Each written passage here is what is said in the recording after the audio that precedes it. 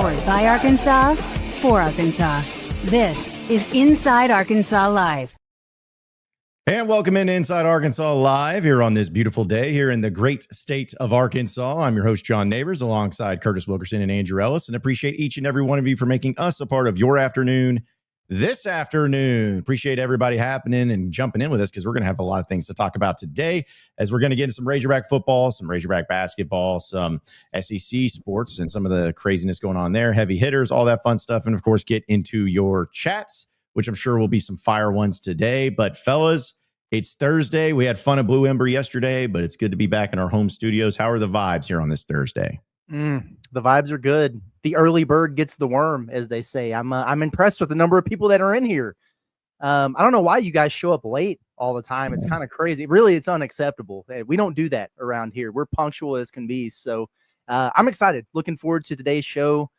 Really just kind of looking forward to the best way to kill time, which is hanging out with you guys up until this game on Saturday, man. I cannot wait for Arkansas, Michigan State. Can't get here soon enough. Yeah, we were just chomping at the bit to talk to the chat today. We were just chomping at the bit to share these takes, and so we had to get in here just a little bit early. But no, yeah, Thursday's a tremendous day as always. On a bye week, it could be seen as something not a big deal, but we're 2 days away from watching Arkansas play Michigan State, which is very exciting. I like they put out that little video right before the show today showing the freshmen dancing around doing their thing, little highlight video.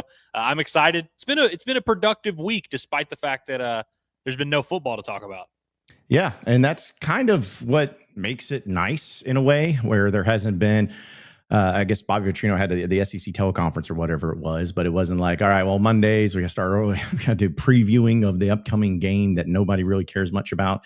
And then get into the, all right, well, what's the injury report here on, is David Oki going to be back? Just the random stuff that continues to pile on. It was just nice to kind of, all right, well, let's take a break from that nonsense and actually get into things that people care about, people enjoy, and people are looking forward to, like Razorback basketball and the coaching search. Because to me, guys, it's obvious. Those are the two things that people care about the most right now is Razorback basketball and the coaching search.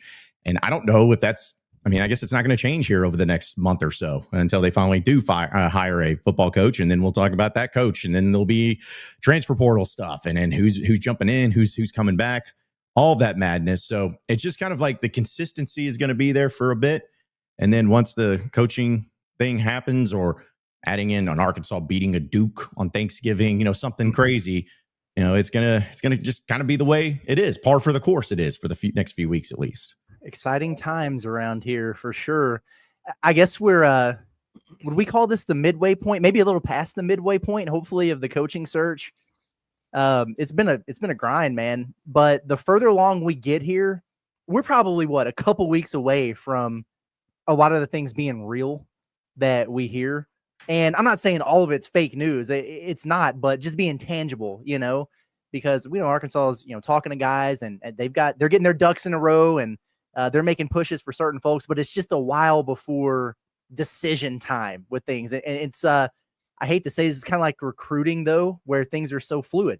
It's ever changing and somebody else could get involved or money could change, circumstances could change. And you just never really know. You never feel great about anything until it's across the finish line. And in cases like Dana Altman, it doesn't matter if it's across the finish line. So we continue to wait and we get excited with everything we hear. Then we get some bad news and we go, oh God, we're screwed. We suck again. And it's just going to continue to be that roller coaster until something official happens. Who knows, man, what the twists and turns are going to have for us over this coaching search for the next few weeks. But it has been exciting. It's been interesting. It's been entertaining at a time when the actual product on the field has not been. And if I can mix that in with some Arkansas basketball, man, then I think I'm in a pretty good spot to get us through to the holidays here. Yeah, fluid is a perfect word for the situation because it really does. Every single day there's things going on and you just never know. Each week is very different. And so it is kind of funny that the people who try to tell you they know what's going to happen try and act like it is not a fluid situation. It very much is. And I do think it's not a coincidence that there's no football game this week. There's a little bit extra time on some people's hands. That is why there has been an uptake in rumors and scoops and whatever. And, there's a lot of people coming out of the woodworks that never talk about things that are all of a sudden now like, hey, I've got big information. And it's like, people have a lot of time on their hands. And like we know, people get famous on the internet for sharing scoops, sharing inside information. And then once they do that, people keep asking them. And so whether they have new information or not, they're going to tell you something. And so be careful on the internet these days, but it's always a fun time. And I just can't wait to watch this whole thing play out. And I like I said earlier, it's very fluid. Like I think that's what's fun about this is as much as we've all kind of determined we know how things are going right now, we could live in a completely different world in 2 weeks. Yeah. I mean, there's so much going on where even, like we do our voting on InsideArkansas.com for the coach. And I haven't posted the graphics for it yet because of it's ever changing. Like it's so close. And it's still amazing to me that there are people, you call it trolling, I don't know, but there's still a lot of people that say Bobby Petrino should be the coach. There's still a lot of people that think that, John Gruden should be the coach. It's like, we talk about some names, we make cases for certain ones like we do here on Inside Arkansas Live. And then you kind of get a little bit of the fan vote and you're like, man, is this like legitimately the direction that people really want to go? Like, are people really believing in this and thinking that that's the best option? Maybe so. And it's fine because you're welcome to your opinion. But it's fascinating to me to see how it's changed over the course of the few weeks. As you said it, Curtis, it's like the midway point, if you want to call it that, of the coaching search. And we've kind of gone through the motions to where, from the start, Dan Mullen was the guy, just Dan Mullen.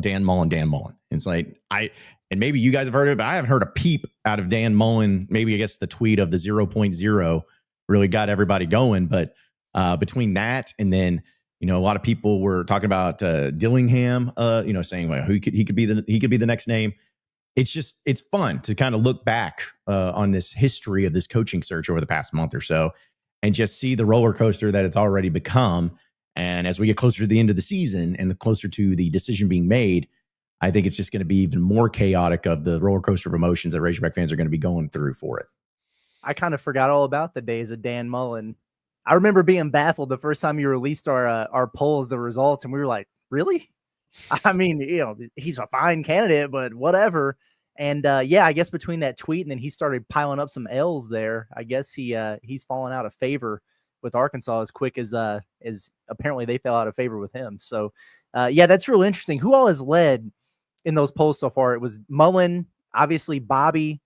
Was Lashley ever up there at the top? He's just kind of been hovering around. Yeah, he was second. James Franklin led last week. Yes. So have any of those? None of the.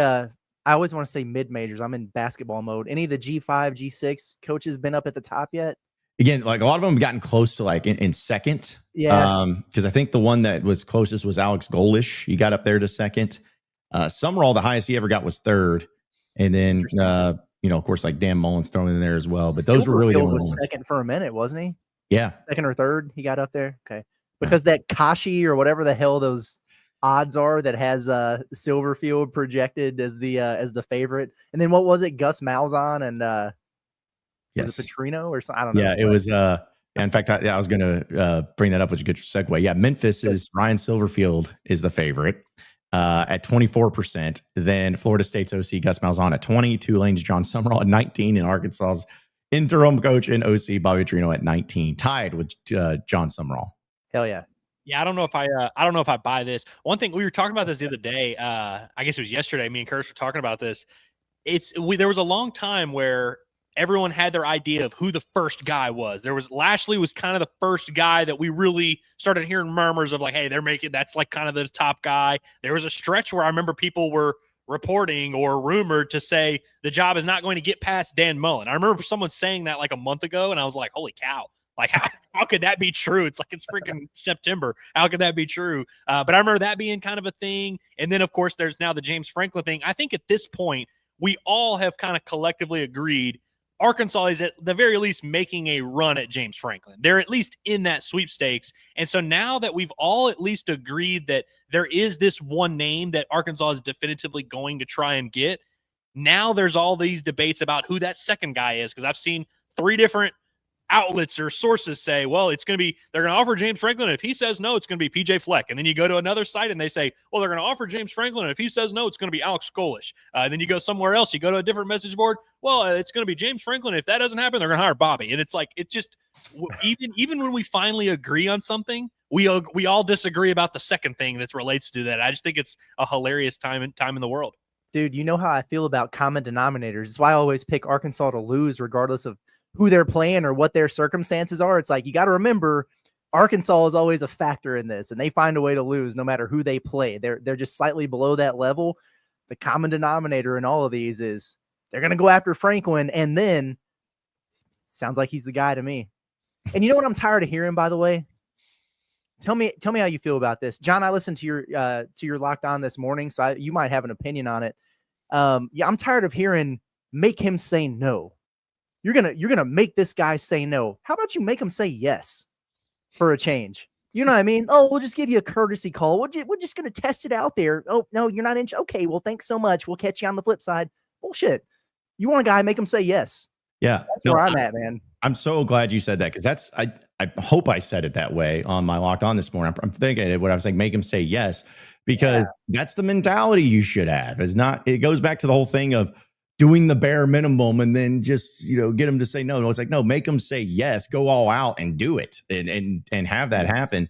It's like, people who think this whole thing of like, I want somebody who wants to be here. Okay.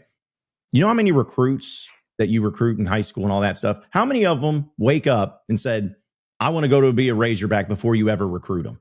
Most of them don't do that, but you have to pitch it to them. Does that mean that they don't want to go to Arkansas and they don't want to be here? No, it's the same thing with your coaches. Just because they don't like seek out you and be like, I would do anything for this job. And you say, well, that's the man we want. But then there's another coach where it's like, I don't know. We'll see. Well, we only want people that want to be here. It's like, no, you have to recruit. You have to do pitches. You have to do those things. That's just common practice. Well, and it's like, it can be part of your consideration, like maybe it's 1%. If you have a pie chart that has all the different things you're considering, maybe like pride in the program can be like 1% of that little sliver, but you should not make the hire based on that. If you're making the hire based on that, well, then you're going to have to start with, the Harding coach, and you're going to have to start with Kevin Kelly, and you're going to have to go through all these guys because they really want the job and they really care about the logo and all that yada yada. And so I'm with you. Yeah, you definitely, that should not be like your driving force during this thing. And I definitely think there's something to the mentality of, if you think you have a guy, that's your guy. Go all in and don't take no for an answer. Go all in on that guy. And then if you've exhausted every option, you have to move on. Okay, we can do that. Or if he chooses someone else, okay, we'll move on. But I do think that going into this with like already a backup plan of like, well, if nothing else happens, we'll just hire Bobby. I think that's the wrong mentality here. Yeah. It's about the mentality, is about your approach, and it's about the confidence that you have. Because again, you want to do whatever you can to get your coach to be the guy, and that's what Arkansas needs to be. And I know we'll continue to talk about this, especially the betting odds when it comes to the next head coach here in just a second. I want to remind everybody, the Eye Center of Northwest Arkansas is the place to get your vision fixed this fall season, winter season, any season. They're the place to do it, because there's nothing worse than having to go to games, to go to events, to try and read things, not only on your computer, but maybe you're doing these things called reading a book, and the words aren't looking right. And it makes it really frustrating. You can't function. You can't enjoy the qualities of life without your vision. So let the Eye Center of Northwest Arkansas help you out with that and make the quality of your life so much better. They have the award-winning eye doctors that are board certified and professionally active. And yet their patients always will talk about how caring and how friendly that they are. They can do cataract surgery for you before the end of 2025, which is going to be upon us before you know it. So go ahead and make your plans, make your holiday season, have the clear view by scheduling an appointment. They also do refractive surgery for patients struggling with their readers, their glasses, contact surgery options for every single person out there. And make sure you utilize your FSA benefits before the end of the year. If you need an eye exam, just to make sure that your vision is in check, well, they have Dr. Rebecca Brown that can help you out right now. So schedule an appointment with the Eye Center of Northwest Arkansas today at 479-442-2020. That's 479-442-2020. You can also check out their website at eyecenterNWA.com for more info. Hey, John, before we get in, I do not want to get us off track, but can we just please very quickly address the 2K thing because it's going nuts in the chat. Yes. Guys, I am not saying that Arkansas Yes. is not going to be one of the 16 teams that'll be on 2K. I'm not saying that they're not getting, whatever, scanned, whatever you want to call it today. What I am saying is please stop referencing the Scott Hughes report that's happening today. Okay, let me read you a couple of the other reports from this guy, Scott Hughes. From yesterday, breaking, Georgetown head coach Ed Cooley has filed a lawsuit against Ken Pomeroy, alleging that Ken Pom's algorithm perpetuates systemic racial bias in evaluating players, coaches, and programs. Pomeroy declined to comment when asked about this matter. Guys, that's bullshit. Okay, here's another one from the day before. Interesting content on the Mackey Arena Jumbotron during this media timeout. Purdue senior guard Fletcher Lawyer announces he signed an NIL deal with Vagisil following his gender reassignment surgery this offseason. It's the first deal of its kind in college basketball. The day before, this was the guy who put the report out there that went viral that Woj got tossed from the St. Bonaventure game on the little field of 68 deal, and it was fake news. So I'm just saying it is not out of the realm of possibility for Arkansas to be on this game. On my last check, they weren't sure just yet, and 2K has confirmed 5 of the 16 teams. But all I'm saying is that dude doesn't know. He put the same thing out for Illinois yesterday. So, don't rule it out completely, but that dude is not your source for this. I've seen too many people get got on it. That's all. Yes. I'm stunned that this happens as much as it does, where these parody Twitter accounts go crazy and people cite it. And I'm like, when y'all are sharing information with your buddies or with people online or whatever, do you not check to see oh, wait a minute, is this a real thing or not? I can't believe this happens so regularly. I was one of them that got from it before earlier because I almost got me. He almost got me with the Woj thing the other day. Because you click on his profile and he literally has the handles for 24/7 Sports and Sports Illustrated in there. Decent amount of followers. So you're kind of like, all right, fine. But then you start scrolling a little bit and it's like, oh, this is just a masterful troll here. Yeah. And also too, it's like, why would you, because again, I agree with you. It's like, it doesn't mean that Arkansas is not in the 2K game, but I'm also like, why would you tweet a trolling tweet to be like, again, the other ones I can understand because that's what troll counts do of ridiculous stories, but it's just like, why do that for Arkansas? But either way, yes, we need to address that because I did see a few of the chats going through it. So yes, and Pooh, they're doing 16 schools for the upcoming year. It's not 100, man. Maybe for the future, sure, they're doing 16 now. Yeah, it's unfortunate. But yeah, so going back to the little Kalshi, I don't know what you talk about, but anyways, I was just going to bring this up because people were asking about the Kalshi betting odds things for the permanent head coach of the Arkansas Razorbacks. That's what it looks like as far as the percentages go. It's take it for what it is. It's not like this is Bet SARACEN, putting out odds or anything that they have all this. It's just, something that I know On3 referenced. I think Brett McMurphy was the one that tweeted out originally that I saw because I think Curtis, you retweeted it. So, again, it's just odds. It's just random things like that. So just want to make sure everyone is understanding. But Gus Malzahn, man, please stop. Yeah, this is not a real thing. This is definitely a complete. I don't even know how to describe this other than just a complete made up piss in the wind. You know what this reminds me of? It reminds me of on 3. Instead, they've got their little crystal ball predictions or whatever for recruits, but they also have that thing called RPM where it gives you a percentage of folks. And it's based on social media algorithm and traffic for particular schools. That's what this reminds me of. Yeah. Because I know that people have their own algorithms and their own math on stuff like this, but I can just tell you. In fact, I'll go ahead and say it, guys. And if I'm wrong about it, of course, I'm sure I'll never hear about it. Gus Malzahn has less than 0% chance of being the next head coach of Arkansas. Like literally all of us on this panel have as good of a chance of Gus Malzahn being the next head coach of Arkansas as anybody. So I just don't see that happening. But I almost wonder, it's like the connections are the algorithm. Well, what's the algorithm? Arkansas connections. They're close to the state. Well, Silverfield's in Memphis. That's pretty close to Arkansas. And Summerall is in Louisiana. So that's pretty close to Arkansas. So we'll just put them in there. It's it doesn't make much sense. Well, and Malzahn's the one that kind of throws you the other ones I could at least like be bought into of like, oh, okay, this might be some real cutting edge technology, whatever. Malzahn's the one that kind of tells on you where it's like, okay, if you throw him up there, that kind of lets you know you're full of crap. Dude, the other day, T-Bob Hebert, by the way, I've defended T-Bob Hebert publicly before. I can't do that. That dude does not know ball. I did not realize he didn't know ball. The other day, he was like, there was like a kind of a rumor about, oh, Ed Orgeron would love to be back in LSU or whatever. And T-Bob quoted it and was like, would love to have Ed O back, whether it's on the coaching staff or as the head coach. We need him back.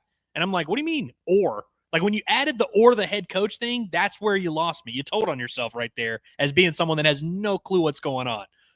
Oh, T-Bob's my guy, so I'm not gonna hate him. But I also will say, to your point though, Ellis, he is the only like former LSU player and LSU guy that literally loves the Golden Boot and thinks it's their best like rivalry. He legitimately loves the Golden Boot trophy. So, he's just a little different. We'll say a little different on his takes and everything there too. So, but either way, it's great to like see some of those opinions from other people too, and other schools that may or may not be going through it. Because I saw like this one, because other coaches are going to get asked about other jobs. This was one of my favorite things. I almost use it for my heavy hitters, but shout out to Brent Key from Georgia Tech as he was asked about, hey, these other jobs that you're going to be getting are going to be rumored with.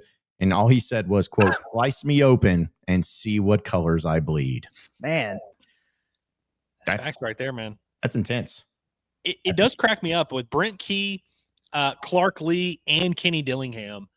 I'm not saying that neither of those guys are ever going to leave their schools that they went to and played for and are now coaching at. I'm not saying you would never leave your alma mater. People do it all the time. But I think it's crazy how many times people just assume that they would leave. Like Auburn, as soon as the Auburn job opened up, they were like, Brent Key, make them say no. I'm like, why would Brent Key leave Georgia Tech where he's got them rolling? And they're one of the best teams in the country and they have no expectations. Why would he want to go to Auburn? I think of the same for Clark Lee. Everyone always floats Clark Lee, and I'm like, why the hell would Clark Lee leave? And maybe Kenny Dillingham really will one day leave, but it's like, I don't know why it's always assumed that these guys that are at their alma mater and crushing it are like dying to leave. Mm-hmm.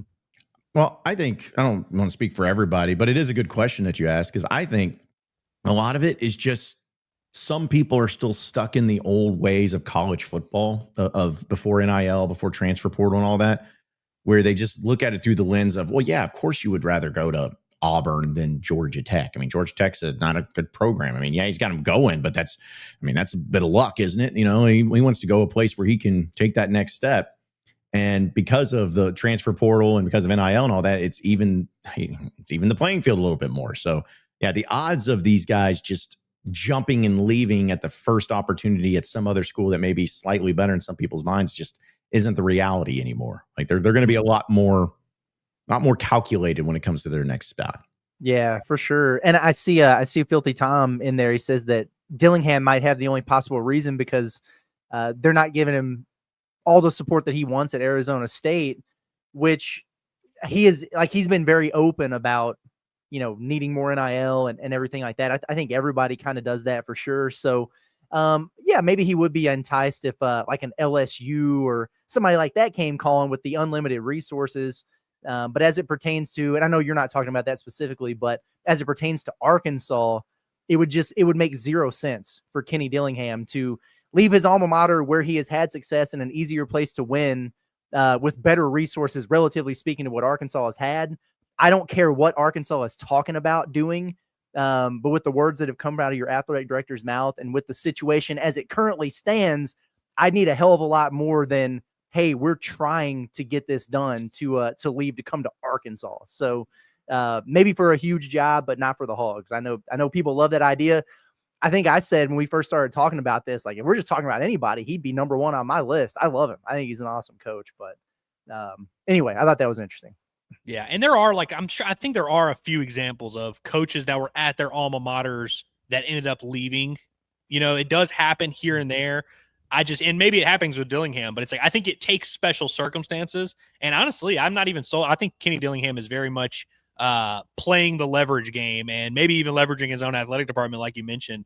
If I had to bet I would say most of those guys stay. But yeah, they're definitely not coming to Arkansas. And hell, I don't think they're going to Auburn either. If I were Kenny Dillingham, there's no way I'd go to Auburn. No, not at all. Like, sorry, Quinn, but it's Arizona State. Is it? Hold on a second. Tucson is where Arizona's at. What city is Arizona State? Is it Tempe? Tempe, Arizona. Okay, yeah. Tempe's, the weather's always pretty nice there. At least they were in the playoff last year. Yeah. And you're doing all right. You're doing just fine over there, for sure. We'll have our question of the day, but want to remind everybody that OZK Insurance is the official insurance company of us here at Inside Arkansas. I know a lot of people get tired of juggling insurance companies just to find the right coverage. But with OZK Insurance and Rogers, they make insurance simple again because they're a 100% independent agency and they shop the entire market to deliver the best combination of cost as well as coverage, which saves you both time and money. And we all love saving time and money. It doesn't matter if it's home, auto, boat, motorcycle, life insurance, commercial insurance, all of it. Their friendly team has access to a wide range of flexible options designed just for you. They serve Northwest Arkansas as well as Central Arkansas, including Bentonville, Centerton, Fayetteville, Little Rock, Hot Springs, Springdale, and beyond. So let OZK Insurance be the trusted advisor you never knew that you needed. They also have over 600 5-star Google reviews, which, again, if you don't take our word for it, take the word for it of the Google reviews, because having over 600 5 stars, I mean, that's good enough to house a national championship team for about 10 years. So start today with the free online quote of ozkinsurance.com. Just go to ozkinsurance.com, or you can call 479-715-4200. That's 479-715-4200. It's OZK Insurance, protection made simple. All right, guys. So we'll have the results of our Alumni Hall question of the day, and we'll talk about Alumni Hall. But I was curious because we know, as we talked about football, coaching search, and basketball season is what's on the forefront of everyone's mind. Michigan State, big game between the two top 25 opponents. Isn't it nice to just say that? Two top 25 opponents for Arkansas. To be able to go into this one, it's going to be lively, and people have high expectations for the season, but also with the coaching search. So I'm curious of you guys' thoughts, because it's one of those, what's more likely? We used to play that game all the time, but what's more likely, in your opinion, that the Razorback basketball team wins a national championship this year, or that Arkansas actually ends up hiring a big-time football coach?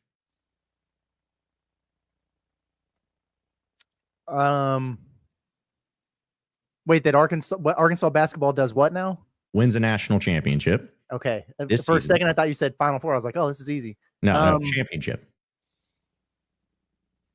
I'm still gonna go basketball, man.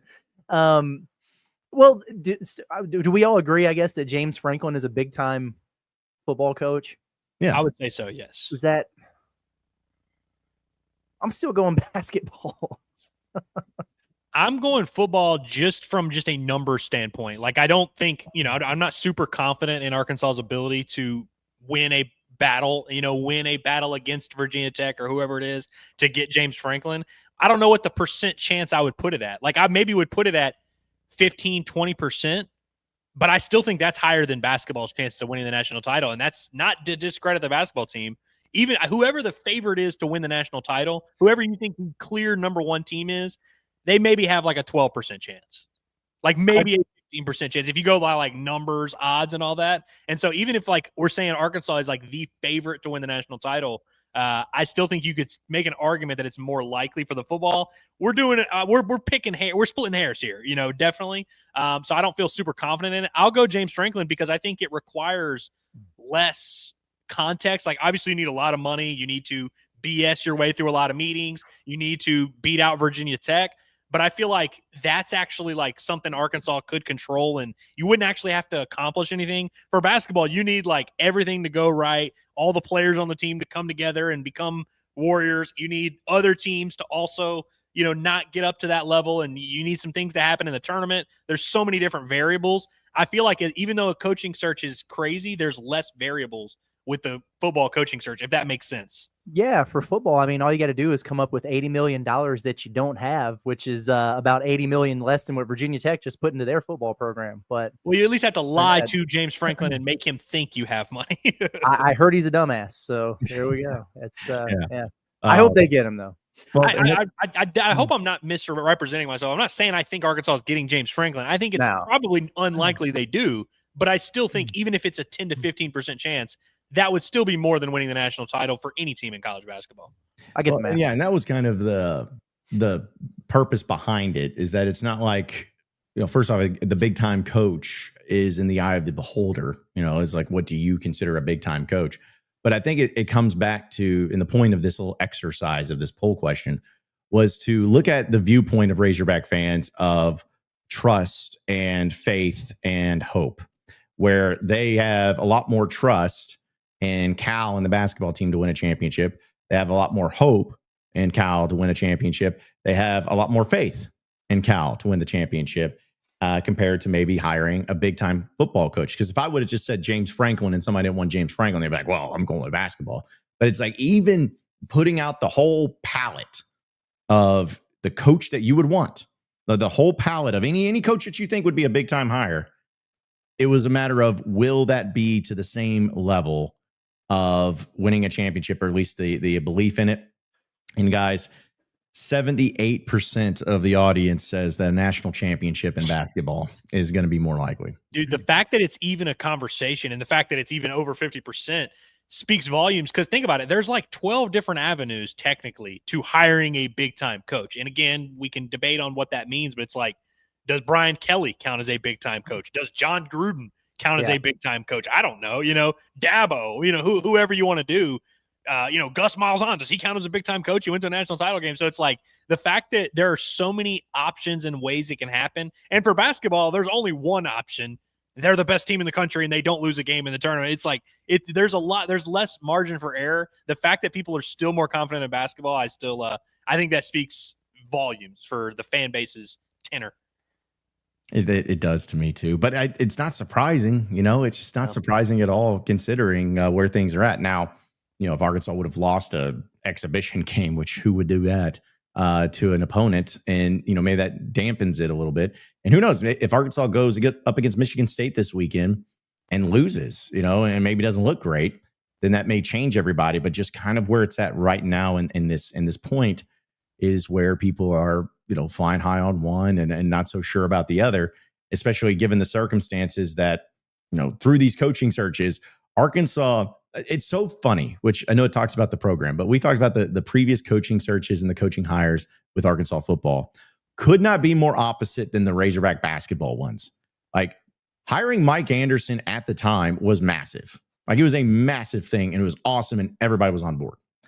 And I think for the majority of people, not everybody, but the majority of people, when they fired Mike Anderson, it was kind of like, we get it. We love him. We hate it and work out, but it's been 8 years, 2 NCAA tournament wins. We got to take the next step. And then when Musk got hired, I felt like pretty overwhelmingly everyone was on board with it. Then he leaves. And then you get Cal. So it's like every single coaching hire they've made in basketball, it's like, we have faith that we'll hire somebody great because you've had that. And then in football, couldn't be more opposite of, we hired these guys, but either they were disasters or they were, discounted or they were below average. And so what's to change that from happening this year? What's to change that from being any different for this upcoming coaching search? It's just a matter of which program that they look at and which one they feel better about and which one they have more faith in. And obviously, winning speaks for itself in the basketball program because that's where it's at. True. Yeah. There's no doubt about it, man. Winning cures all, and winning is the answer to any question that you might have in life, honestly. So, yeah. Don't tell that to any of those people out there. All right. So we'll have heavy hitters later in the show, but we'll also get into the chat and get to some of the things that you guys want to talk about. And of course, want to remind everybody, Hickey & Hull Law, they are the official law firm of us here at Inside Arkansas, and they can help you out with any and every case that you would possibly need help with. It doesn't matter if it's a divorce or custody case, or maybe it's criminal cases, civil litigation cases, personal injury cases, estate planning cases, any cases, they can help. They can get you the best advice. They can guide you through every step of the way. They're going to do it the best because they believe in a strong attorney-client relationship that is built on honesty and trust. And they pride themselves on building those relationships with their clients by providing the honest, principled advice and representation. And they also know that every case that they take is super important, and they strive to give each one the utmost time and care that it deserves. Hickey & Hull, I'll tell you what, they have offices across the state of Arkansas. So it's not even where they're only in Northwest Arkansas. No, they're across the entire state. And if you call them today at 479-434-2414, that's 479-434-2414, they'll be able to help you out right out of the jump. and getting you that legal advice and representation you need the most. You can also check out their website at hickeyandhole.com. Scan that QR code right there on your screen. It's Hickey and Hole Law. Things are about to get better. All right, so getting into some of your chats. Appreciate everybody jumping in with us. And, of course, super chats get read first. That's the rule. Shout out to our guy, Dre. It's been a minute, but we were talking about the 2K thing. He said 2K scanning the team today. Well, I mean, maybe they might be, but don't listen to the old tweet from old boy because don't take that for word because that's a troll account. We will only not make fun of you for getting duped by a Twitter account because you gave us a super chat. So if you're going to get duped by a Twitter account on Twitter, at least give us a super chat to make up for it. Yeah. All you other people in the chat that didn't give a super chat and got duped, Andrew's going to make fun of you. So that's yeah. Let's say JJ, appreciate super chats. Give me the slobber hog on the helmets next year. Okay. Won't happen, but okay. It'd be cool. Yeah. I think it'd be cool for like a one-off thing because, I get it. You want the brand, you want the logo. You don't want to change it all. But, Arkansas doesn't do cool stuff with their uniforms in football. They just haven't in a long time. And I don't know if that'll ever change because it'll probably cost more money or something. When they tried to do something cool, they ended up with stupid razors on their shoulders and a weird font that fades into oblivion. And so now that they've gotten back to just playing the hits, I'm actually more happy with the uniforms, honestly. Was slobber hog ever a thing for football? No, I don't think so. Okay. No. The only thing that was for football, I think we were talking about it, Andrew, at Alumni Hall was the popcorn hog, like on Jefferson Pilot when it was blowing smoke through their nose. Like that was the only, and that was still old helmet, the old hog that they used to have that just like looks a little different. I love that hog. Yeah. I think Curtis, your hat might have it. Yeah, but I think Curtis's hat that he was showing off earlier had has like some type of, I don't know if it was on the football helmet, but they're the old football logo. Yeah, like that's a good hog right there. Yeah. I think that was that's a good hog right there.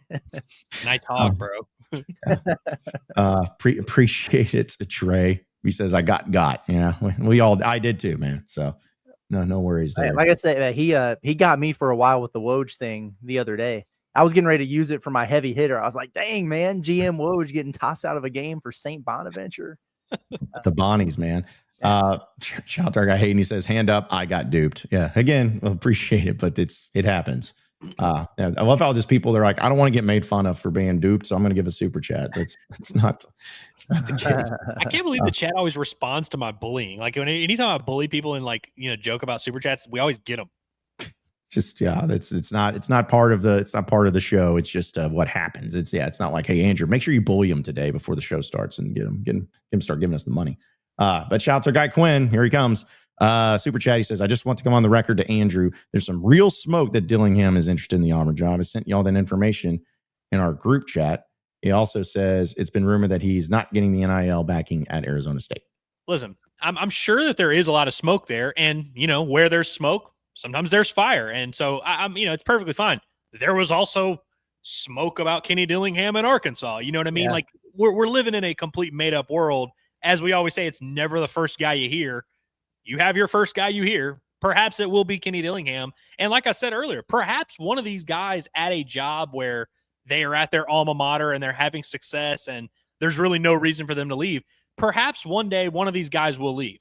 And perhaps that will be Kenny Dillingham to Auburn. I just think, assuming that's like a foregone conclusion that these guys want to go out, they're dying to get out of their situation regardless of what their NIL is. I don't know. It's just hard for me to believe.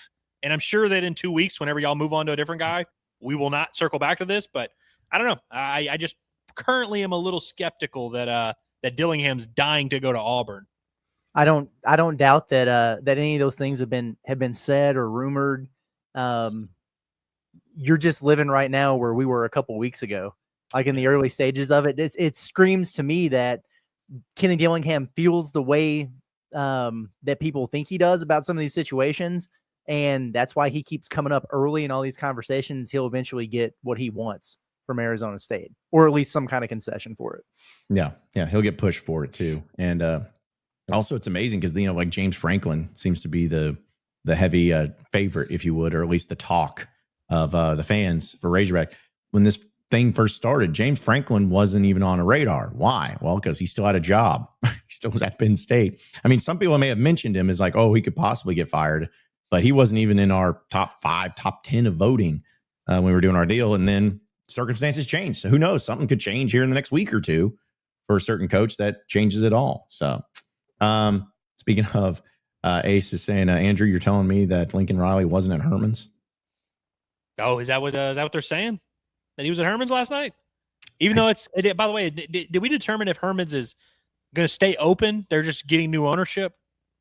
I think they're trying to sell it. So, I mean, and then whoever buys it can do whatever they want with it. So it could stay open, can not, just depends. They could repurpose it into something else. They technically could, yeah. Okay. I just wondered, but no, I did not hear about Lincoln Riley at Herman's, but so I don't want to get into a source off, but Josh Pate dropped a Lincoln Riley bomb last night. Did y'all see that? Yes. Just like straight up. Like, I'm going to end the show. We're going to end this podcast is all I'm going to say. Watch for Lincoln Riley. And then that was it. So just, okay. Maybe LSU has, because he was in the mix for LSU one of those years and then ended up not getting it. I wonder if maybe LSU is going to kick the tires. Is Lincoln Riley one of those guys that, like, he's not to say he's done trash at USC. He did have at least a Heisman winner, but maybe has not done what people were hoping.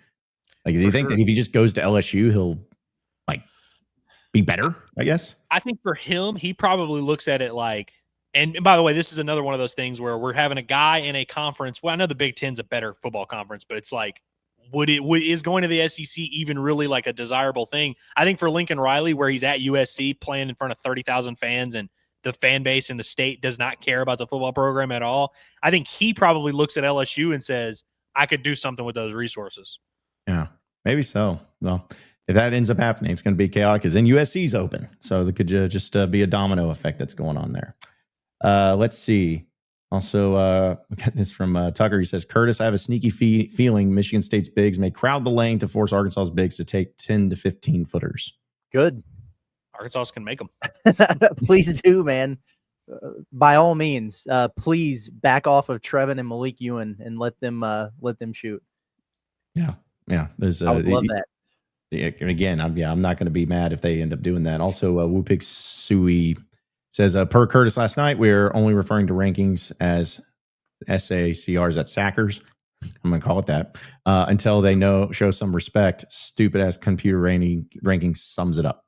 Yeah, I had to rant about all that stuff a little bit, and yeah, that's what we're going to call them until they get it right. SACRs, I like that actually a lot. Yeah. Also, too, Cats by 21's coming in. He says Jalen Lowe is greater than freshman Acuff. That's one of the most ridiculous statements you've ever made. This is 0 out of 10 rage bait. Yeah, it just needed to be addressed at least, and I guess that's what you were going for. But come on, my guy. I mean, dude, Cats by 90. You used to watch gods play at Kentucky. You used to watch the peak male performance at Kentucky. And now you're over here talking about Colin Chandler and these bums. What are we doing, man? These journeymen that are going to play in Yugoslavia for their careers past college. Like you at one point in Kentucky, you used to go to basketball games and see like generational talents and like awesome NBA players. Now you got to watch these overseas journeymen, man. That sucks. Does that not make you sad? Seriously? Does that make you feel some type of way? I mean, seriously, you're never going to watch another draft pick come out of that university. Like all these guys are just going to be working at real estate companies. You'll be able to buy a house from Colin Chandler in 2 years. But that's the thing, Andrew, is that they are fine with it because they believe it's going to equate to Final Fours and national championships. And as long as that happens, but if that doesn't come along with it, then man, if you don't have the pro players as well as the high talent players and you're not getting any Final Fours or championships, it's a tough existence. So, but at least the players just get it. What's that? At least you're paying them a lot of money, though. Yeah, thank goodness. Because you're paying them more money now than they'll ever make for the rest of their lives, pretty much. Let's see. Ben also says, Curtis, someone who had Acuff listed in the 20s for draft prospects, said he wasn't very athletic. I know he doesn't have D Rose hops, but his first step is elite. I'm just not sure what constitutes athletic, I guess. If he's not in those conversations, like I am kind of blown away at like the continued sleepiness on Acuff and Thomas from those. Like I don't know what you need to see I'm not an NBA draft scout or whatever, so maybe I'm just maybe I'm missing something pretty obvious there. But athleticism is not something that I have a concern about with Darius Acuff. No, I guess it's just with his size, that it's like, oh, if you're going to be, he looks like an NFL safety. Yeah. Oh, I don't know. Maybe it's because they see like the hops and crazy speeds and stuff of like Trevin Brazil and Billy Richmond and Malik Thomas. They're like, oh yeah, this guy's just not as athletic. It's like, well, yeah, if you're comparing them to the speed and vertical of all those guys, it's like very few are, but he's still probably more athletic than most at that position and what he does. So, also too, Finch says the Locked On Michigan State guy disrespecting Arkansas. My gracious. Oh, well, fun fact. I'm actually doing a crossover Locked On with him later today. So I guess I'll find out what he's being disrespectful about. I don't know what. Chill out, man. Yeah. That's the thing is I don't know what. I'll have to go back and find out. I didn't see what he was being disrespectful about. I don't really know what you could possibly say. But yeah, this Arkansas team's not very good. Like, I don't think you can really make that argument. So I guess we'll see. But we'll talk to him about it later. Oh, sorry, Quinn. I saw you got some more super chats in here. My bad, man. He says, Summerall was the first guy we heard about. He's reached out wanting the job. And he also says, most likely to get the job is Summerall or Durkin. Then I would say Dillingham and Drinkwitz. Whew. That's Summerall and Durkin, I think, very much. Yeah, you can get those guys because they would have no reason to not take the job. I think Dillingham and Drinkwitz both have reasons not to take the job, and I can't imagine either one would. I don't think so. I mean, if I'm Drinkwitz, I am definitely not going to Auburn. I may go to a Florida Penn State. Or Penn State. Yeah, I'm not going to Auburn unless just like Missouri pissed me off. No offense, Quinn. I'm not saying that Auburn's as bad of a job or as good of a job as Missouri. I'm just saying, to me, that wouldn't be as big of a step up that I think people would be expecting. So I would just stay at Missouri, though. And, yeah, I think I would too, man. It's weird because if I was Drink, and I don't know, maybe they're thinking about like what the future holds for them, like, going to a 9-game SEC schedule. I've heard some of that where, he feels like maybe the best opportunities have already come for him and maybe this year or whatever, and it's going to be tougher sledding from here. But it seems like he is in a good situation for himself right where he's at. Like, I don't know. I guess, people have ambitions or whatever.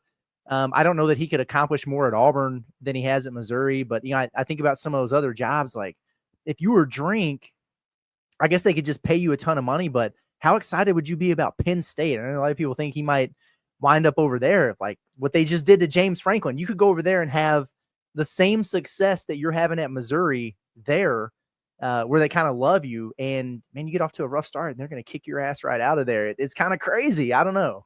The thing I think that would interest him about the Penn State thing would be that he has had very good schedule luck here lately. Which you touched on, like going to a 9-game SEC schedule. Mm-hmm. Missouri, he's probably going to have some tough schedules coming down the pipe. At Penn State, you'll have to play Ohio State. Maybe you have to play Michigan or, you have USC or whoever. But it's like he'll probably face a easier schedule at Penn State. And who knows, maybe Penn State feels some remorse and they're like, dang, we were so mean to James Franklin. Let's be nice to this guy. If I were Drink, I'd probably try and get the Florida job before I got the Auburn job. Yeah. Also, real quick, by what Cameron, our intern Cameron, just says the Locked On Big Ten guy called us the Arizona Razorbacks. Well, it's on brand. I didn't know that they had. What the hell is wrong with people, man? I don't know. I'm so sick of this. That's it. The entire preview. I mean, from start to finish on the Pot the Palace, I'm calling them the Wolverines. I'm calling Michigan State the Wolverine the whole damn time. I'm going to do it. You should just call them the Minnesota. Man. You should just call them Minnesota State Wolverine. Just like get everything wrong. Minnesota State Wolverines will be good. Yeah. Just go ahead. Yeah, because that's the thing is like this. I don't know if anybody remember this, but in school we learned about states, and it's pretty easy to just know the difference between Arkansas and Arizona, and it's like the same thing with the initials and the abbreviations. It's like AR. It's always gets the AK. Or my favorite is when it gets an AZ. It's like this is terrible. It's just awful all across the board. So want to remind everybody, though, we'll continue to get to your chats, but Walter Christmas Lining of Arkansas is going to have you covered this holiday season. Christmas It's going to be here before you know it. And for the rest of this month in November, Walter Christmas Lighting is taking all of your estimates, and they're going to take all the appointments, and they're going to make sure that your house is lit up this Christmas season in the best way, shape, and form possible. Because it's a lot of work to get out there and to get all the lights and get up on the roof and do all those things. It's time consuming, time that you don't have. So let professionals do it. Let the folks over at Walter Christmas Lighting of Arkansas, if you're in Northwest Arkansas or the River Valley, they're going to get you all taken care of, and they're going to install it. They're going to provide all your materials, any color, any pattern. They're the ones that are going to install the lights, and they'll give you that free maintenance throughout the entire holiday season. And if you are looking to get that done, you can get an estimate, a free estimate from our guy, Brett. All you got to do is text him at 479-459-1380. That's 479-459-1380. You can also check out their website at walterchristmaslighting.com, or like them on Facebook by scanning that QR code on your screen. And as a reminder, we'll also be doing the giveaway for the Christmas lighting setup the week before Thanksgiving. So we'll have some more details on you for that.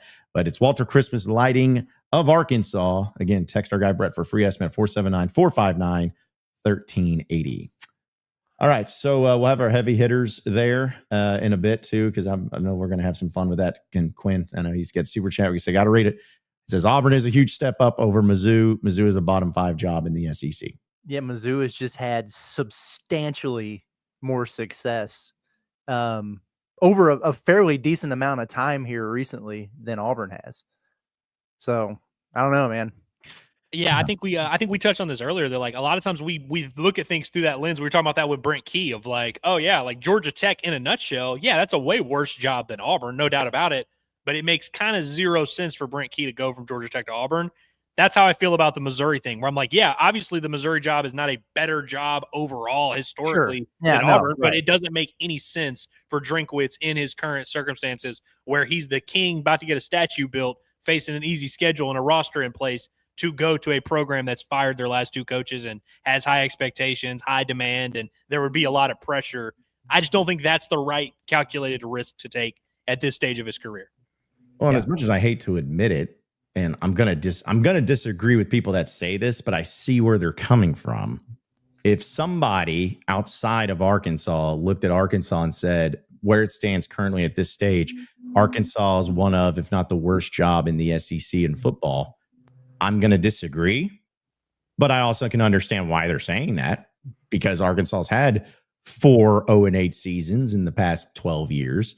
They have had a couple of 1 SEC win seasons. They have only gone over 500 in the SEC 1 time since then.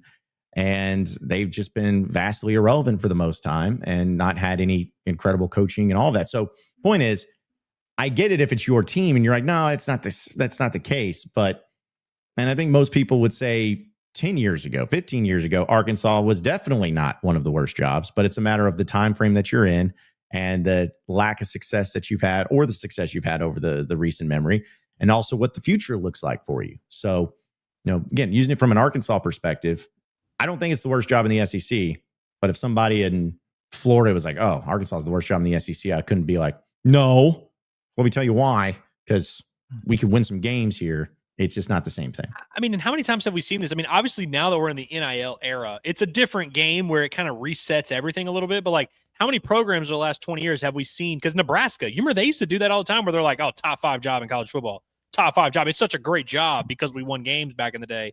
And it's like, yeah, that's true. Nebraska has a lot of success, but it's like the longer and longer you go without that success, the less and less weight it holds with recruits, with the landscape of college football. And so it's like when you're coming off of 2 disastrous coaching tenures, obviously it's, as a fan, you want to get back to when you had good tenures, when you had great success and sustainability and all that. But it's like, you kind of have to go out there and prove that. And Nebraska is just now, after like 20 years of my life, like not really being relevant in football, they're just now getting back to consistency. Tennessee is another one where it's like, I always hear like, oh, Tennessee, great job. And I'm like, they have not had any success in football since 1998. And I was 1 year old during 1998. That's the only time I can remember Tennessee really being like elite in football. So I don't buy it. It's like, I think these fan bases get so caught up in like, oh, well, back in the day we were good. So it's like that lasts us forever, right? It's like, not really. Oh, I just love Quinn. Should never change, my man. Another super chase. No, that's the other one. Quinn says the ceiling is way higher at Auburn. Auburn has more resources than Missouri. Sure, Drinkwitz might be a coward and not want to shoot for the moon. It's true. Could be. Well, why would he go to Florida over Auburn? Or why would he go to Auburn over Florida? Because he's a coward and doesn't, that's why. I mean, I don't know. Again, it's your school and I get it, Quinn, totally. And I'm not hating on because I think Auburn is a much better job than maybe what some people think, but it is go ahead. Yeah. I was just saying, like, again, it's just like it's a job where if you look at it in the grand scheme of things, for looking at trends, coaches like that don't just kind of make a move where it's like that. They usually make a move that's like that.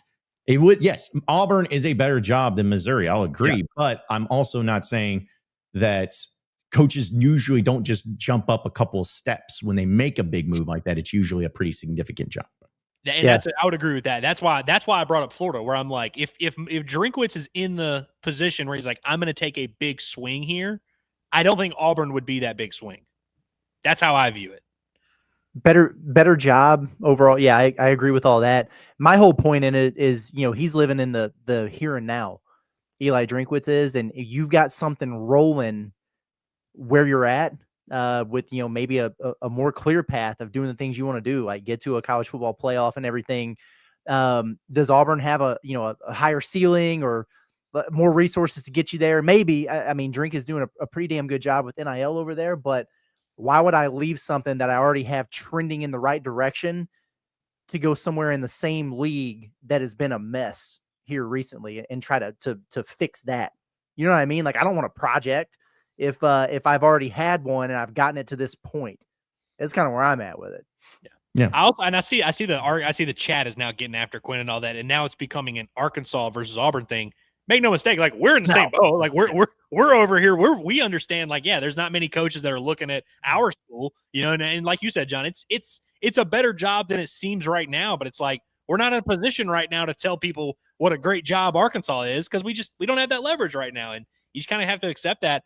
And I'm not saying Auburn's in the same situation as Arkansas, but it's like, you fired your last two coaches in 2 years. I don't know if you have a ton of leverage to be telling all these established coaches of like, oh yeah, you Kenny Dillingham, bro. You gotta come here. Drink. Come on, man. Yeah. And my final thing to you for this, Quinn, and hopefully this is like it makes sense, but say if it was John Summerall and Missouri and Auburn were both open and you had an opportunity to go to either one, John Summerall would 100% go to Auburn every time. 100%. We should. Like, that's that better of a job. But when you're, like we've been talking about, when you're established at one place and you got something going, it just makes it a little easier when you're just want to keep that going instead of going into a situation where people are on edge and upset and then having to build it back up, or when you got something good going on at your current spot. It's just, again, circumstances for everybody are different. That's all it is. It's just very different. All right, let's go ahead and get into who our heavy hitters are, presented by our friends at HD Roofing and Construction. We know that storms can hit unexpectedly when it comes to any time in Arkansas, whether it's Northwest Arkansas, Central Arkansas, across the entire state. You never know what the weather is going to be. It could be beautiful one day, storms come in the next, high winds, could be snow, could be ice, could be anything. Well, your home is important and everything underneath the roof. That's the first line of defense. So make sure your roof is good to go when it comes to those storms and to those weather conditions by getting HD Roofing Construction to give you that free inspection, because they're going to ease your mind. They're going to give you that peace of mind, and they're going to have all the professionalism, the top quality materials, those expert installation for all of your roofing needs, no matter what it may be. So if you need to make sure that your roof is good to go this winter, go ahead and give them a call. If you're in the Central Arkansas area, at 501-428-0429. That's 501-428-0429. Or if you're in Northwest Arkansas, they have a new office, brand new up here at 479-957-1928. That's 479-957-1928. Arkansas.com for more info. It's HD Roofing and Construction, our official sponsor of our heavy hitters here on Inside Arkansas. So, guys, I kind of wanted to do Brent Key, just because of his quote. It was so great for my heavy hitter. But I'm going to throw in another one for my heavy hitter, and that is going to be the Buffalo Bills. I believe it's Michael Hocht, I think is how you say his name. Either way, he's a defensive end. And he tore his Achilles tendon, finished the play that he was in on, and then refused to go into the locker room just so he could stay out and support his team. And I'm like, you know what? That's toughness. As someone who has torn their Achilles tendon, not playing in the NFL whatsoever. The last thing I wanted to do is continue to play the sport that I was playing, and also stay out and watch things instead of going straight to the hospital and getting myself taken care of. So anybody that can tough it out, like these guys are really tough. Football players are tough. Athletes are really tough. But something to that extent is pretty next level. And again, the Achilles is part of it, because guess what was it? Kobe Bryant, rest in peace. One of the things he was most notable for is he tore his Achilles, went out and sunk 2 free throws, walked on his own back to the locker room. Like, absolutely not. There's a reason why they use the term Achilles in a lot of ways of everything, because without your Achilles tendon, your leg is completely worthless, just absolutely worthless. So huge injury, staying in on it. I love the toughness. I don't know if it was smart for him to stay in, but anybody that can battle through that and still want to be out there to support his team, he's a heavy hitter in my book. Yeah, that's pretty cool, man. I've got a couple. Well, hell, I guess one. I want to go ahead and name Quinn a heavy hitter, because he is one of very few people that will come in from another fan base and is willing to take on the entirety of another group of folks, whether it be on social media or here on YouTube. I don't know how the hell the conversation went from whether or not Auburn would get Eli Drinkwitz to Auburn versus Arkansas. I have no idea, but it cracks me up. And don't let the folks in the chat get to you. They give us the business like this and troll us like this literally every day. So I do like the banter in here. It's pretty funny. I also like, and I don't know where it went, but I know Quinn sent a super chat. He paid money to say, hey, Arkansas fans, shut the hell up. You haven't done anything in the 21st century. Yeah. Which, by the way, and I will defend Quinn here, because I see some Hog fans that are like, shaming, you don't want Quinn in here or whatever. Quinn's paying money. He's supporting the product, and he's our boy. So it's like, we got no problem with him being here. We're just having some banter going back and forth and just having a conversation about head coaches. It doesn't have to get personal here. Come on now. Yeah, it's pretty funny, man. It's pretty funny. The other one, Darius Acuff, heavy hitter for me. It's almost like a homecoming for him, going back to Michigan State this weekend. And the reason I say it's one, he's very good at basketball, and he is athletic, despite what draft dudes say. Please go to our Inside Arkansas YouTube channel after we finish the show and watch the Darius Acuff press conference. I'm not saying it's great. I haven't listened to it yet, but I've been waiting all morning for them to get it uploaded onto the damn SEC media portal. And it's taken me like the entirety of this show to get it off of the SEC media portal and onto our YouTube page. Massive pain in the rear end to do. Just appreciate my efforts and listen to that man speak on our YouTube channel. That's all. I like that. John, your heavy hitter reminded me. Have y'all seen Troy, the movie? Yep. It's really long, but I think I might have to. It's been a while. I might have to throw that up there just to see the Achilles. Anyways, my heavy hitter, Curtis. I need your thoughts on this. As a coach, what all would you wear when you were coaching at Lindenwood? What were you wearing, assistant or head coach? Were you suited up? Home games. Yeah, like polos on the road. Home games we would suit up. Yeah. Road games we would polo. Did you ever consider throwing this little fit on right here? Mo Williams, who is the Jackson State head coach, just looks like he's about to go perform as a backup singer for Usher right now. This is an interesting fit right here, but this is my heavy hitter. Guys, don't look up the score of what happened in this game, of what Illinois and Jackson State's final score was, because that's not important here. I respect that we're pushing the limits on fashion for head coaches. I loved when Eric Musselman would wear his polos and people would get all in a tizzy about this. I thought the polos looked clean, especially because you'd have the full, cast, the full staff wearing everything. But I got to be honest, this is pushing the boundary a little bit. I still don't know if denim is basketball. There's certain things that are basketball. Quarter zips, basketball. Just polo shirts, even basketball. You can make it work, but denim. I don't know what sport denim would be, but it's just does not just remind me of basketball. So, but hey, you're setting a statement. He's got people talking. Mo Williams got people talking. So it wasn't a Canadian. Yeah, I guess I could see kind of the bottom there. At least it wasn't like the Canadian tuxedo, like jeans. Yeah, I don't on think he has jeans on, like blue jeans on. Yeah, I don't know. Plus, last time I checked, it gets pretty hot, right? In basketball games. Like, denim kind of warm. You see some of them dudes like Bruce Pearl sweating, man. Yes. Someone tweeted, they said that he looks like he's about to go to the hookah lounge. By the way, and I know I said to ignore the score. It really doesn't help that they lost 113-55. Ugh. Yo, So that's and rough. this is game one, by the way. Like this isn't even like this isn't even like your 7th game over Christmas break, and you're like, you know what? I'll half-ass this tonight. This is game one. This is season opener. You lay this outfit out before you go to sleep the night before. Yeah, I love people who are brave enough to come out and to do some of these things, but yeah, I don't know if it's my style or not. Y'all remember when Muss used to tweet those pictures and he'd have like his shoes and his clipboard and his like accessory? He would kind of have his, not his full outfit, but he would have his like stuff. Imagine if he started tweeting out outfit pictures and was wearing denim jackets. Mm-hmm. He's like, ready for tonight's home game against Mississippi State, just with a denim up. I'd love that. I was trying to think when you brought that up, like imagine if Cal did that, like for his suits, just be like Armani suit, Armani shirt. It's like, all right. I cannot relate to any of that, but thank you for letting us know how. I also nice do the your price suits are. check. That's what the kids on the internet these days. That's what they do. They go to people on the street and they're like, "Hey, tell me about your outfit. How much everything cost." How many wears do you think Cal gets out of each suit that he has? Well, too many from them damn blue ones. Yeah, But that's true. I don't know. He went and got a couple new ones, and he wore those quite a bit. Yeah, I mean, listen, I'm not going to So hate maybe on it's more than him. I would think. Yeah, I bet a lot of the. I bet it depends. Like, I bet he has some suits that are like these are multi-wear suits. Like these are just my just normal tan suit, whatever. But then I bet he has a lot of custom ones that he only wears once. Yeah.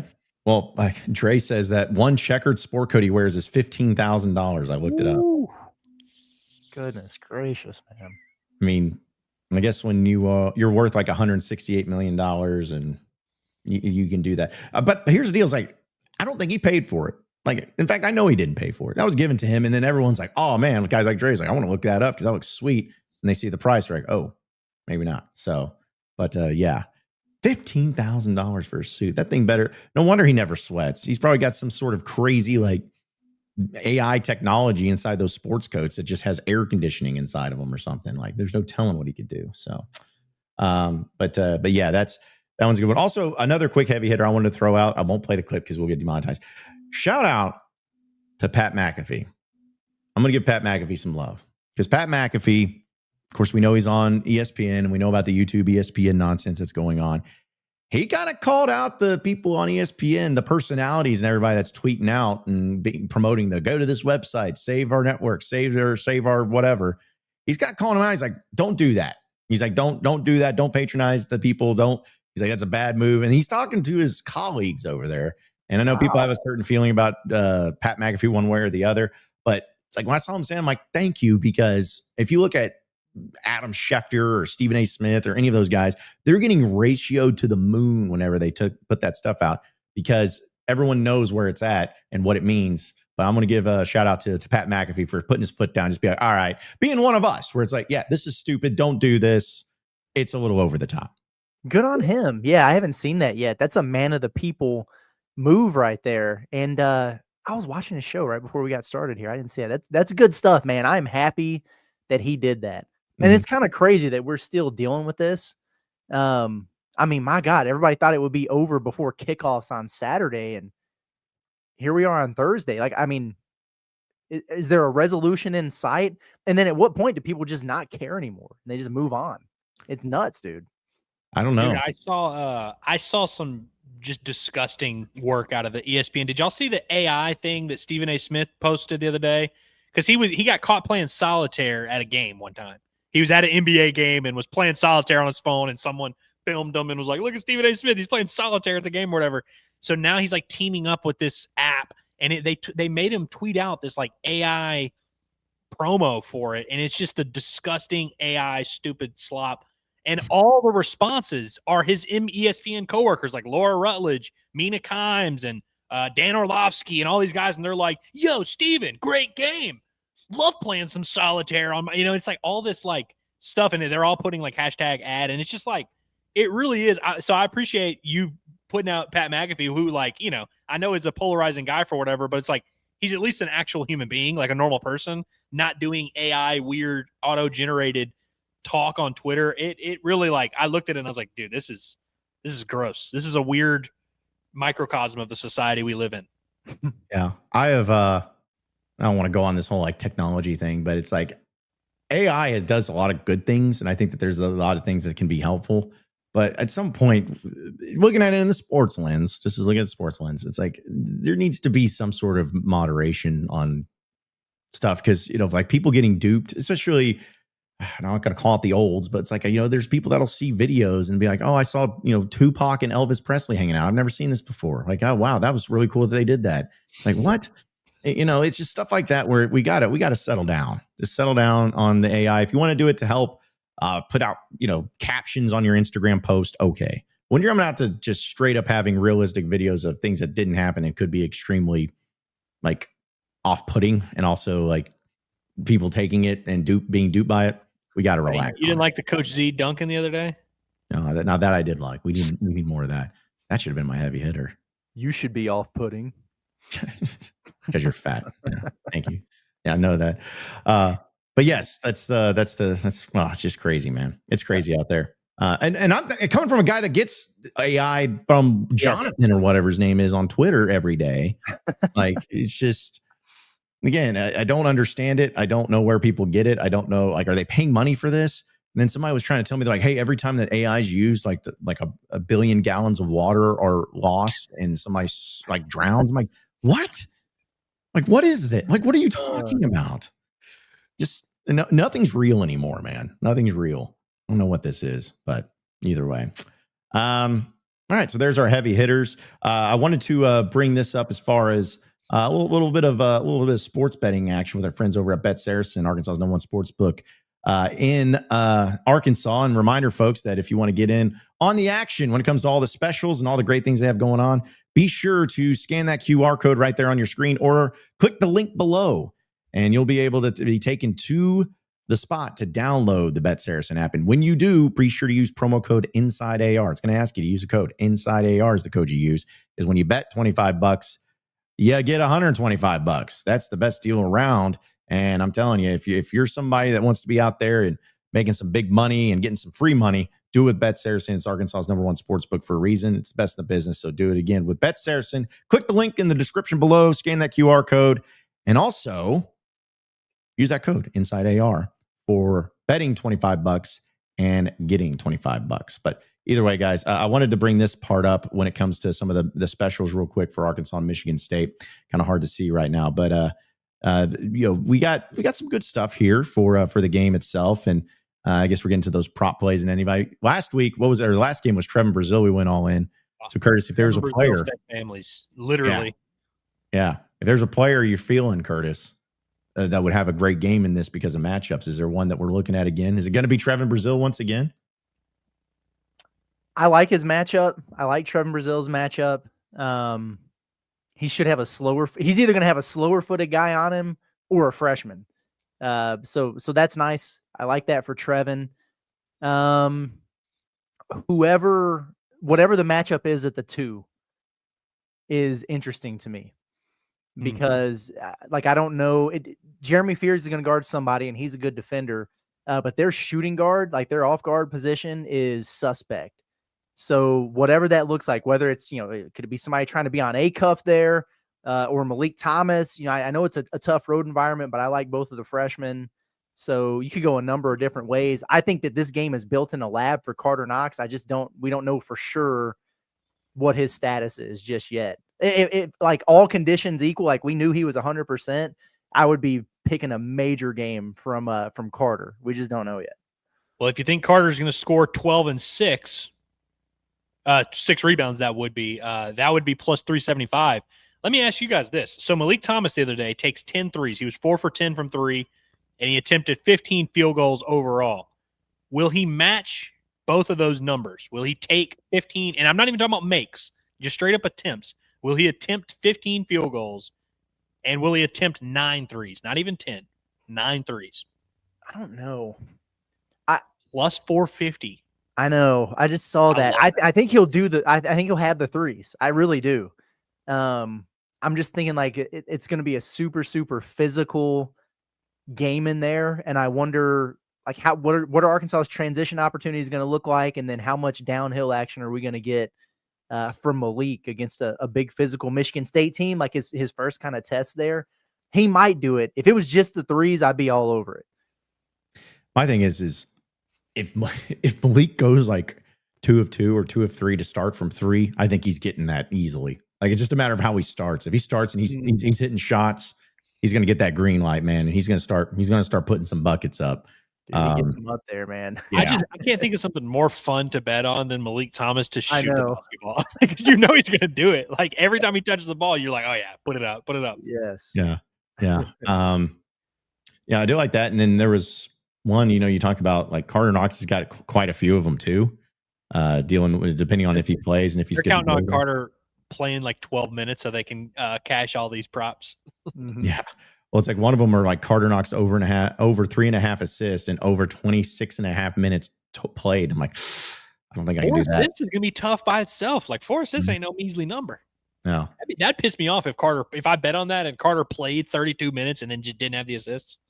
Well, the one that we liked last week from our last game again with Brazil, they kind of have something similar to that one again. Trevin Brazil over 24.5 points plus rebounds combined.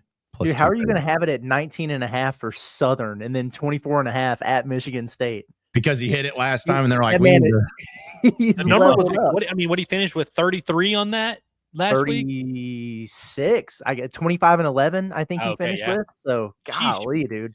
Could you see DJ Wagner grabbing 5 boards in this one? Yeah. I like his 9 points, 5 boards. Mm-hmm. Who says no? Man. What about, here's one I actually do like too. Darius Acuff, speaking of, over 4.5 assists and over 27.5 minutes played for plus 275. That's interesting, isn't it? I like that one. He should have 5 assists in this one. Yeah. And also, too, for those of you who are wanting to know, Arkansas 1.5 underdogs taking the Hogs 1.5. I might try and get an alternate line and see if I'm going to see on the day of the game. I'm imagining Saracen will have some other ones, and I think they have some now. I'm going to see if the highest possible alternate line, if I can get Arkansas at like -5, I will. Yeah. Also, the over-under set at 154.5. I might be doing the under. I just have a feeling this one's going to be 154.5, you said? Yeah. So we're thinking like 78, 74 type of thing? Yeah, but I think it'd be lower. I think the scoring is going to be low. I think it's going to be a nasty, gross, physical, game, grind it out, lots of free throws. Definitely going to be a lot of free throws. Michigan State has shot 85 free throws in their last 2 games, dude. That's stupid. I won't spoil my prediction for the Razorback update. People have to tune into that to see, but I do think that I think Arkansas jumps. Actually, I will spoil my prediction. I think Arkansas is going to jump out. Like, they're going to score a lot early and then just kind of coast from there. But I do think it'll get mucked up. I don't think we're getting like a 7-minute scoring drought, but I do think Arkansas, you might look up, it might at like the 9:40 mark in the first half, and Arkansas might have 31 points. And then you're like, oh crap, they're about to go crazy. And then it'll end up like 75, 72. Yeah. That's fair. I get the sense that Michigan State's going to try to slow this game down. Like you said, muck it up, probably kind of dare you to hit some threes. Like Arkansas is a better 3-point shooting team this year than they have been in past years, but that's probably part of the formula is let's make this a half-court game, see if they can execute and knock down jumpers as opposed to getting up and down and using their athleticism and getting to the rack on us. So, can Trevin knock down a 3 early? Because if he does, then you drag that 7-footer out of the lane a little bit. Can Leak and Acuff hit some? If Arkansas hits a few threes early and spreads that defense out, I think it could be a really good night. But if they do the thing where they're a little bit overamped and the crowd's going nuts and, they start 0 of 7 from 3, this could be one of those grinders that gets played in the 60s or something. And that would be annoying, but it would still be fun. Yeah. I don't want to have this game when you're like it was Memphis, where you're down like 14 points or 16 points or whatever it is, because you ain't going to come back from that easy. Like that's going to be, if you get down by like 14 with 10 minutes to go in the first half, you're going to need all 30 minutes left to even get close to getting your lead back or get close to it again. I like Andrew's idea of Arkansas jumping on them early, because Michigan State's very good and they're hard to beat at home. They can get some momentum and, all those things are true. They're not a team that's equipped to play from far behind. Like they don't have a whole bunch of, I'm not saying they can't score, but they don't have a whole lot of firepower to overcome a big deficit like that. So what also mentally, it's like if you're down 8, do you even really want to slow the game down? It's like you kind of have to play at our tempo a little bit. Yeah, so if Arkansas can weave them into the fast-paced web, I think they will smoke them. I like that. By the way, just some other quick little odds, future odds from SARACEN. There's been a little bit of a change. Arkansas's odds to win the national championship in basketball this year is plus 2,500. If you want to know where that ranks in SEC teams, Kentucky's plus 1,300. Okay. And Florida's plus 2,000. And then Arkansas's plus 2,500. Houston and Purdue are the ones that are the favorites of plus 1,000 for that. But if you're just thinking Arkansas goes to the Final Four, if you don't want to get crazy, Arkansas's has a plus 475 to make the Final Four, according to Bet Saracen. Dang. Yeah. Damn, those are like just normal, Malik Thomas to score 20 odds. Yeah, man. Yeah, which is nice. And it's funny because like Alabama is at plus 800 to make the Final Four. Tennessee plus 800. Like these are good teams in the SEC, but just to see them not into the mix as much. Texas A&M plus 2,000. If you think that the Aggies with Buckyball is going to get in there in the first year. So anyways, and the team, and this is really what I want to bring up. The team you're playing, Michigan State at plus 1,300 to make the Final Four. So anyways, there you go. Yeah. In fact, shout out to Arkansas. He said, I already took plus 2,500 for the championship. Huh? You should. That's a nice ticket to have, man. It'll just sit there for months. Yeah. And not only that, but it's like, if you looked at our poll question for the all question of the day, a lot of you feel that at least is more likely going to happen than anything else. So, all right. Let's get to some of your chats before we roll out of here for the day. Appreciate everybody tuning in. Shout out to Quinn. He just says, I apologize for getting so heated. I've had a rough few days and lost my temper. Haven't had much patience, even with Auburn fans the last couple of days. Quinn, it's not a big deal, at least on our end. Yeah, it's totally fine, man. We know you, we know your intent, and it just happens. We all, like, none of us have ever lost our tempers or ever gotten upset. So we know. Don't apologize to us, and don't apologize to these cretins in the chat. Just embrace the banter. That's all you got to do. We do it. I get mad at some people in there sometimes, and then by the end of the show, I'm like, I love you guys. Just the way it is. Yeah, sometimes you just got to get rage baited a little bit. But no, it's all good, seriously. And I honestly, Quinn, I hope you believe me when I say we're not trying to turn this into like an Arkansas versus Auburn thing, because now we just look like two idiots, two crackheads fighting over the bar of soap or whatever. And I don't want to do that. So I did not want to turn into this back and forth debate about our programs, because I think we're in a bad situation. But I just we just we're having fun debating, embracing debate. Two crackheads fighting over our bar of soap. I like that. Yeah, Andrew needs to spend more time in San Francisco, it sounds like. He does. Hey, I know that we just got a few minutes left here, so I do want people to put their requests in the chat. It's like Grant here, he says you should call them the Minnesota State Buckeyes. Let me know how I should open the preview referring to Michigan State for this game. Get as creative as you want. The best one that we find, that's what I'm going to go with. So, yeah, that's there's got to be some payback. I'm so sick of the Arizona Razorbacks. This has to stop. Arky pigs, stop it. And just to your point, Curtis, I don't understand it, because I know that. Listen, I'm terrible with names. We all know that, but I don't think I've ever blatantly gotten something wrong. Like Michigan State Spartans, I know that. It's not weird. I've never heard Michigan. What are they like? Maybe, and again, I understand if you're a fan, but even if you're someone in sports and you're covering sports and you're talking about sports, do I know what? I didn't know what Southern's mascot was. I guess it was the Jaguars or whatever. It's I had to look it up, but we're talking about Michigan State and Arkansas. If you can't figure that out, again, I feel like I've never made that mistake with at least major college basketball programs or anything. And that's why I always assume it's a sign of disrespect, because I'm like, okay, you should know. You should know. It was when Eli Drinkwitz called Talon, was it Talon Green? I'm like, dude, stop. We know that we know what you're doing here. Exactly. So, also Sharkensaw Super J says, call them Michigan's little brother. Little bro. Mm-hmm. That'd be wild. Our Broken Hog, talking about earlier, said chat needs their chill pills. So Thank you, Heartbroken Hog, for coming into this cloudy, crazy world that we're living in and giving some $2 to say everyone needs their pills. So thank There you. ain't no such thing as chill pills with this chat. Also, shout out to John Beckman, this guy. Nah, Quinn, you were in the right. Arkansas fans are unbearable. There's our most recent win sitting in the chat. Yeah. Hey, that does have to suck, though, because he spent a whole week trying to, like, build up this Arkansas rivalry. And obviously the game, it did not go the way that he had hoped. Does it make it worse, the fact that this is, like, one of the worst Arkansas seasons in the history of time? Like, this was the lowest of low lows you could ever possibly find Arkansas in, and you lost by like 40. It's got to be tough. It's got to be a tough look. That's what I am thankful for. Sam It's like Pittman. one of the best Arkansas State teams, honestly. Well, that's what I was going to say. I'm actually thankful for Sam Pittman in that regard. At least he didn't screw that one up. He screwed up the Notre Dame, but the one time these teams are going to play, you kick the crap out of them, and you still got fired. So at least you can move on. Sam Pittman's last win as a head coach is going to be against Arkansas State. So he'll always have that. Definitely. Speaking of low bro. Yeah, seriously. Seriously.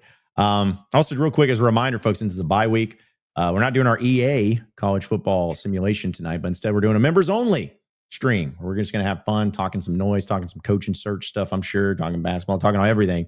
Happening at 8 p.m. tonight. So if you have not become a member, you don't have to. It's up to you. We're just trying to show some love and appreciation for those who support us. So, but we'll be doing that at 8 p.m. tonight on YouTube only is where it's going to be. So if you're a member, great. We'll see you there. If you're not a member, then sign up. It's a really easy process to do, and we'll have some fun with that as well. Did I miss any super chats? I feel like any time that I'm about to close up, I always miss one, but I want to make sure that nobody got duped or nobody got screwed or anything.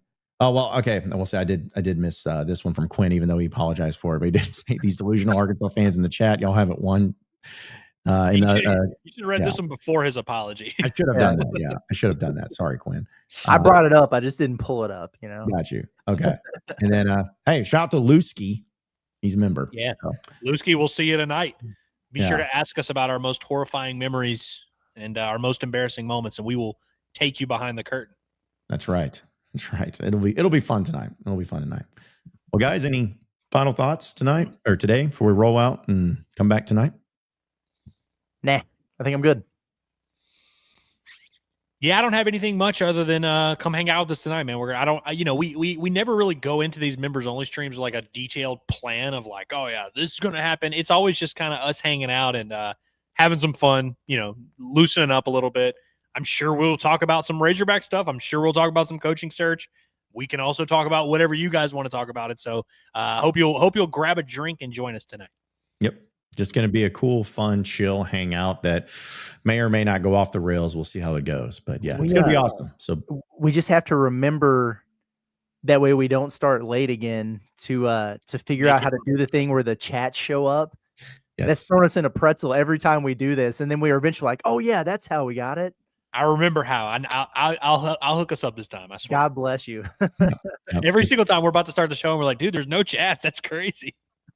Yeah. It's going to work out. It's going to be great. It's going to be flawless even. So we'll be there tonight, but appreciate each and every one of you listening in and watching in Inside Arkansas Live. Be sure to subscribe to us here at Inside Arkansas on our YouTube page. You can also check us out on our audio podcast, wherever podcasts are found, whether it's Inside Arkansas Live, Pod at the Palace, the Bombastic Podcast, Inside Arkansas Recruiting Podcast, as well as Inside Arkansas Football Podcast. You can also follow us on social media at Inside Arkansas. And that'll do it for us today. For Andrew Ellis, Curtis Wilkerson, intern Cameron, I'm John Neighbors. Same sports show, same sports channel tomorrow at noon. We'll see you tonight at 8 p.m. for our members only stream right here on Inside.